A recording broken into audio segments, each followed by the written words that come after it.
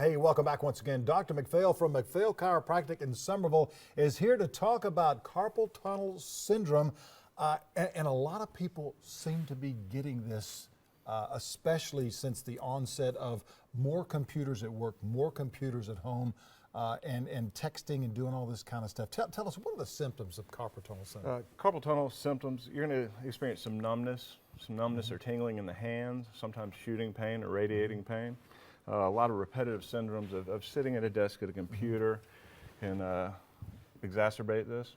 And what we find in our clinic is a lot of patients will come in and say, hey, I have carpal tunnel syndrome, or they've been diagnosed with carpal tunnel syndrome, and there's some other factors involved that kind of lead to a different problem. It's not so much a carpal tunnel type syndrome. The carpal tunnel basically goes through the median nerve, which has distribution that goes to your thumb, index finger, middle finger, and half of your ring finger. Okay. So the patients will come in and they'll say, I'm having numbness in these areas. A lot of the patients will come in and say that they're having numbness in their pinky finger as well. Okay. And that's the ulnar nerve, and it doesn't even go through the carpal tunnel. Okay.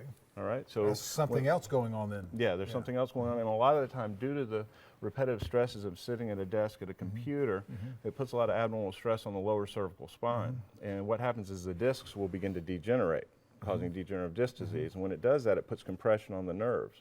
Now, the C5, 6, and 7 nerve roots, the ones that exit your neck right here, they're the ones that supply strength and energy down through your shoulders, arms, wrists, hands, and fingers. So when you have a problem in your neck, it can present with symptoms similar to carpal tunnel, but there's some other things to look for. So a lot of times when that is occurring, you go directly to the source of what is causing that end result down here. That's right. That's right. We're able to address the degeneration of the cervical spine. If it's something going on with the elbow, we can address that as well. Some of the common things that we like to get the information out there is if it's on both your hands. Okay, if you're experiencing the symptoms in both your hands more often than not, you're going to have something going on in the neck. Okay, because with carpal tunnel, it tends to be unilateral. You're right-handed for the most part, or left-handed. You're going to have more stress on that Usually side. the predominant hand. Right. Okay. Right. So if you're experiencing the symptoms in both hands, there's a good chance it's not a true carpal tunnel syndrome.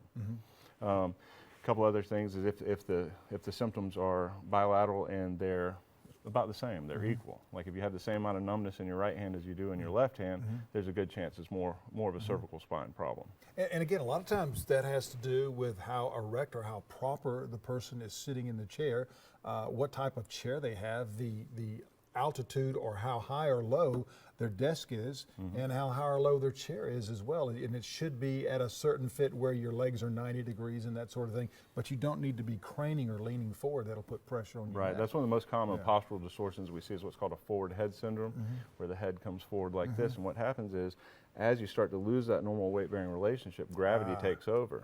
And over time, you end up being that little person at the grocery store shuffling along because because of that repetitive stress. All right, very good. Just a couple more seconds. What about high cholesterol? Does that have anything to do with it? Okay. Diabetes, high cholesterol, some other things you want to look at when you have numbness in the hands, tingling. It could be a peripheral neuropathy.